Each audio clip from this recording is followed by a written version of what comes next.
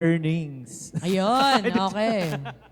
Gusto niyo po bang, sige, kunyari, Tito Bert, baka meron? May tanong, may tanong. Wala Ayan, naman merong nagtatanong. tanong. Sige po, sir, you can approach our microphone. Ayun, thank you so much.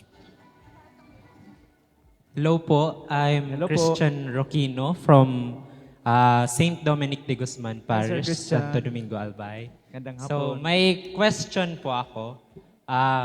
Ano po ang masasabi mo sa mga content creators na garo may mga parts na garo medyo pigkukuha ninda yung mga video kang iba. Tapos, ang difference lang is, piglalag ninda so mukha ninda duman and garo reaction video po. So, ano po ang masabi? Reaction video. Parang inuulit mo lang yung video na napanood nila. Ang understanding ko niya, ginagawa nila yan to earn views. Yun po yung purpose nila. Pero sana kine-credit din nila kung kanino po nila kinukuha yung video. Pero yung nakikita ko din po kasi talaga yan, parang they just want to earn views. So nandyan lang yung mukha nila, yung mukha nila. Wala naman actually yung ginagawa, yun lang po. Reaction videos lang po. Pero sana kine-credit po nila yung kinukuhanan nila ng video. Kaso, what if po, if hindi nila pigka-credit yung mismong owner ng video? Nakakaya naman sa owner po. Kuminsan po may mga owners naman na okay lang, kuminsan po may mga hindi. Mini-message nila yan. Mini-message nila yan para i-CTTO naman sila or i-credit naman sila. Pero tayo po, iwasan po natin yung mga ganun na yung mukha lang nang nakalagay. Pero when we repost yung mga videos or pictures, don't forget yung pa-credits naman po. Credits sa owner. May last question po. Yes, is, is it good po ba na maglaag lang king CTTO and daipig credit or daipig lalaag so name kang mismong owner? Okay. Meron po kasing posts na hindi na po natin ma-identify po kung sino talaga yung owner.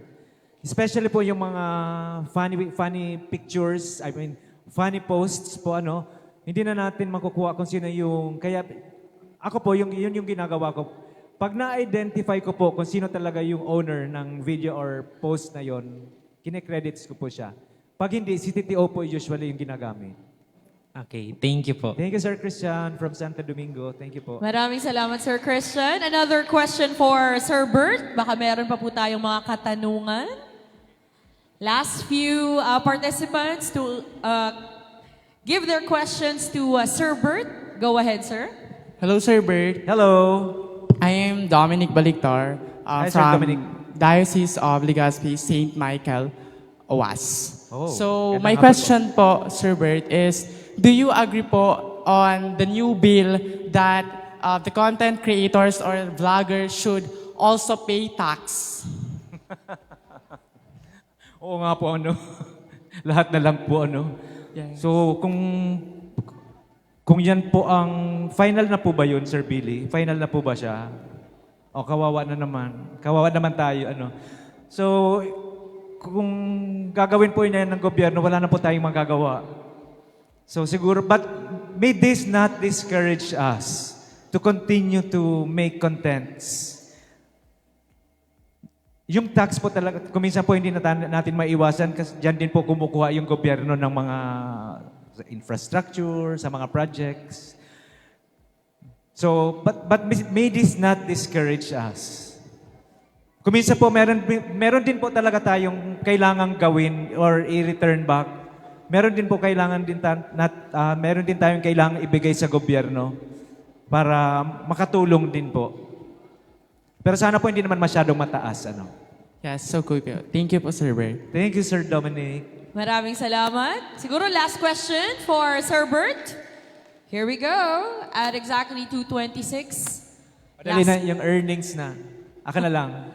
Baka nahihiya sila. O yung earnings. Huwag po kayong masyadong mag-expect because when Meta entered, yung mga earnings po ngayon, 0.01. Kaya hindi pa ako nahiya magsabi.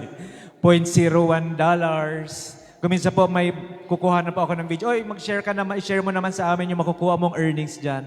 O sige, sabi ko, i-share natin yung 0.02. So just post, mag-post lang po kayo.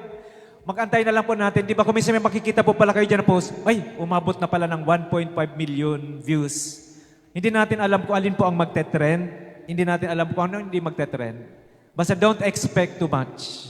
Pagpasok po ni Meta, mas naging stricto. Yung mga earning po ngayon, 0.01, 0.02.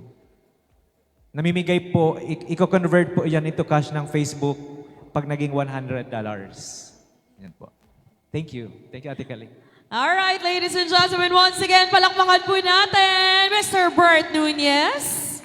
Father Kevin, kindly join us on stage as we give our token to our speaker number 2 for CAF Talks, Mr. Robert Nunez. Palakpakan po natin si Sir Bert. Thank you so much.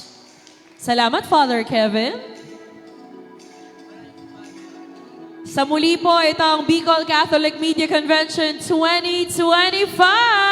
Let's give Tito Bert a big round of applause. Sana po ay may natutunan kayo about content creation,